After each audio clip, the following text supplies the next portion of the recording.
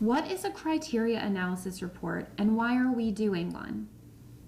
Due to political and economic factors in North Carolina, the Board of Governors and General Administration have decided they must close at least one of the 17 campuses currently in operation. Our subcommittee has been tasked with looking broadly at diversity as a criterion for evaluating institutions within the North Carolina University system.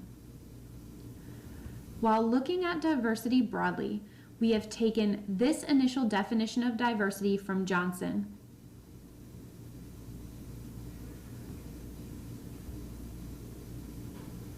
And we have expanded it to include the following: race, sex, age, color, national origin, including ethnicity, creed, religion, disability, sexual orientation, political affiliation, veteran status, gender, educational disadvantage, socioeconomic circumstances, language, and history of overcoming adversity. A number of educational and social benefits are associated with increased diversity on college campuses. Community learning outcomes described within the literature review champion diverse student populations for transformative learning, a greater understanding of social problems, and intangible ability to navigate a complex and global workplace.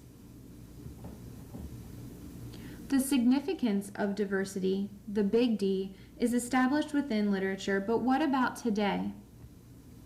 Hurtado states that by 2050, 50% of the United States will identify as a racial or ethnic minority.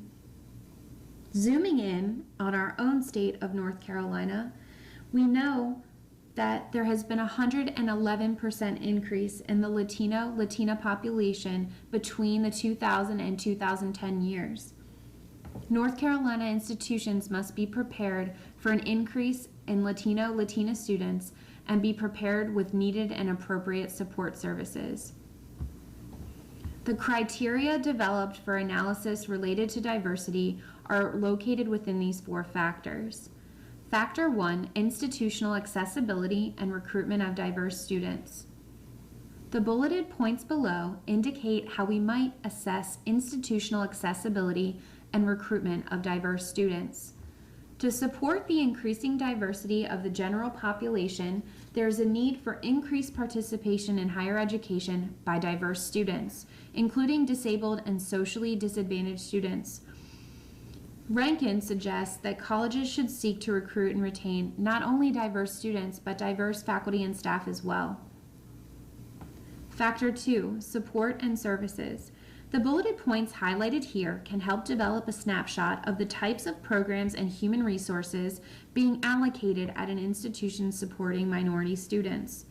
Once diverse student populations have been attracted to a specific higher education institution, support structures and services should be in place to assist students in making successful social and academic transition.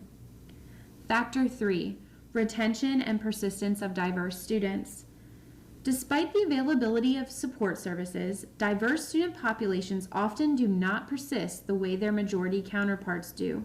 In order to gain a quantitative bottom-line picture of how institutions serve diverse student populations through graduation and retention, we recommend the comparison data described here in more detail. Factor 4, campus climate is the pulse of an institution. Rankin defines campus climate as the cumulative attitudes, behaviors, standards of employment, and students concerning access for, inclusion of, and level of respect for individual and group needs, abilities, and potential. Harassment directed toward individuals or groups based on identity on college campuses will permeate any campus culture. The assessment tools below will help campuses identify what types of policies, grievance procedures, and methods of resolution available to students on their campuses. How can we know if an institution values diversity? Where would one look to determine what type of challenges and successes an institution has had with diversity? In preparation for institutional evaluation, diversity is an important measure of vitality. We encourage the larger committee to utilize the factors discussed. Created using Powtoon.